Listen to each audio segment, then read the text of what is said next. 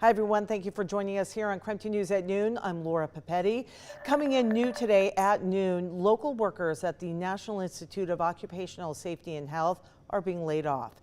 CBS reports this is part of a national push from the Trump administration to restructure the Federal Department of Health and Human Services. KREM 2's Regan Gallo joins us live with more about the expected impact here and all across the nation. Yeah, well, 2/3 of NIOSH staff are being laid off today, and today that includes leadership staff and upper management. And about on June 30th, the rest of the employees will be laid off. That is according to the union that represents all these employees right here at the building behind me. The American Federation of Government Workers Local 1916 union told me the building is moving into a shutdown transition. There was an indication of layoffs sent yesterday, but that notification did not include a timeline. The union says this was a surprise. I have concerns as the local president, obviously, of safety, number one, of employees. So without having management or safety or facilities there, I'm concerned about the employees working without the supervision, let alone the individuals that can respond in the event of an emergency. This facility in Spokane falls under the U.S. Department of Health and Human Services as well as the Center for Disease Control. The CDC website says the building here in Spokane is the largest facility west of the Mississippi River, and it is the headquarters for the Western States Division. Projects range from oil and gas extraction, maritime safety and health, and Western outreach and epidemiology. They're doing different types of research associated with mines. So again, we want to ensure that when miners go into a mine, that they are safe. I talked to one employee who also confirmed the layoffs. The person I spoke to received a notice of intent for reduction in force. You can see this on your screen now. They told us they were heading into a staff meeting to learn more details of what all this means. I did reach out to the facility for comment, and they did decline to interview. Other offices also saying layoffs are going to be in Cincinnati, as well as Morgantown in West Virginia and Pittsburgh. This is obviously a developing story, so we will continue to give our viewers updates as we receive them. Reporting right here in the Logan neighborhood, Regan Gallo, KREM 2 News. Also coming in new at noon, Washington Congressman Michael Baumgardner is calling on Washington State to make changes to its sanctuary laws. Baumgardner sent a letter along with other members of the House Judiciary Committee to Attorney General Nick Brown. The letter stating that Washington's law hinders federal immigration enforcement, the law that is called Keep Washington Working Act. It places limits on resources that local law enforcement can provide to federal immigration enforcement.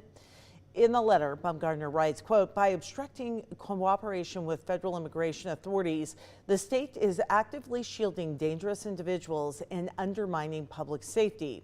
It's time for Washington to rethink these dangerous policies and put its communities first. If you would like to read the full letter, we do have it posted. We have a link on KREM.com. And that letter comes as the Spokane Valley City Council is set to revisit a resolution later today that states the Valley is not a sanctuary city. In 2016, Spokane Valley passed an ordinance declaring they were not a sanctuary city and directed law enforcement to assist agencies in enforcing U.S. immigration laws. Then in 2019, Washington State adopted rules limiting that cooperation. Spokane Valley's mayor says they have updated the language in its ordinance to be in compliance with state law. However, she says they will not be declared a sanctuary city. Our citizens are definitely more conservative than the average City of Spokane citizen.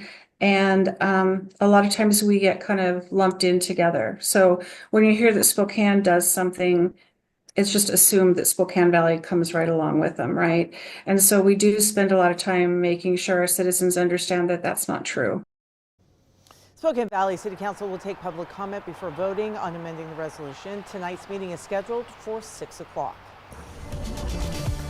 All right, let's take a moment now to turn our attention to weather. There's still a bit of rain outside today. It's been sort of just on and off. Meteorologist Thomas Patrick is joining us with a look at where and when we could be seeing some of the showers.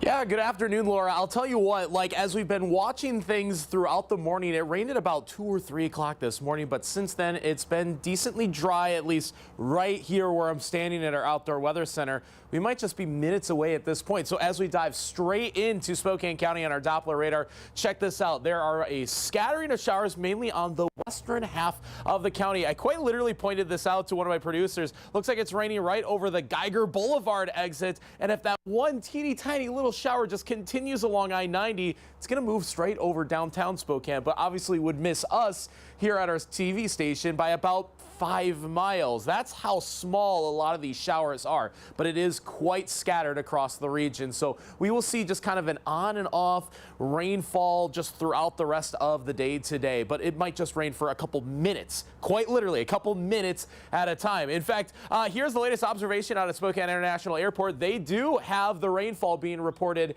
at the moment. Again, might be a little burst of 1 or 2 minutes of rainfall at a time. Meanwhile, our temperatures just stay quite cool as of right now. 40 degrees at the moment, especially around the metro corridor here. But don't worry, this weekend and next week, much warmer weather on the way. So we'll show you not only the extended outlook, which could get us into the 70s, but of course, how many more days we will see these light scattered showers around the area. All right. Thank you, Thomas. In less than an hour from now, Washington Governor Bob Ferguson will share his thoughts on the state budget. The governor has asked lawmakers to make cuts and only look at taxes as a last resort.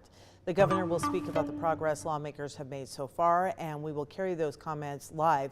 That'll be on KREM 2 Plus at 1 o'clock this afternoon, so in just a little over 50 minutes. All right, one topic the governor could address is a bill that would raise Washington's gas tax. KREM 2's Connor McAvoy has a look at the proposal and why some lawmakers say it's needed. Senate Bill 5801 is now waiting to be reviewed by the House. Tax Foundation reports Washington is ranked 4th in the country for the highest state gas tax at just under 50 cents. If this bill becomes law, that will make us the second most expensive gas tax behind California at just over 68 cents. Drivers may not like it if the gas tax goes up. You never want gas to be more expensive than it is. A proposed 6-cent state gas tax increase is closer to becoming the new norm. SB 5801 also would increase car registration fees by $50 for electric cars and $25 for hybrids. That adds to more than $10 billion in revenue for state transportation over 6 years. This comes at an attempt by lawmakers to create more funding for state transportation. That includes ongoing state highway construction projects such as the North Spokane Corridor. The Spokane community's been waiting decades for this project to get done. We got to finish it. Chair of the Senate Transportation Committee, Washington State Senator Marco Lias, says it's necessary to help cover the cost of finishing the last few stages of the NSC. He also says it's necessary to help cover the cost of bridges and roads across the state needing repairs. If it doesn't pass, he says the project could see a delay on its last stages for at least 6 years. Spokane residents are going to be paying in more traffic, more congestion, time spent away from their family and their home, commuting back and forth. For Spokane drivers Logan Webenhurst and Jerry Archuleta, they aren't surprised by the increased tax and say it's worth it for the project at home and others across the state. You're going to get gas regardless. So it's just one of those things you have to build into your monthly budget. I don't think the politics here in Washington have ever provided enough money to finish that highway. That's the problem. That support Senator Lias hopes to see from the House now that the bill passed the Senate. I'm confident if we work hard, continue to do this in a bipartisan way, we'll get to the finish line. Connor McAvoy, KREM 2 News.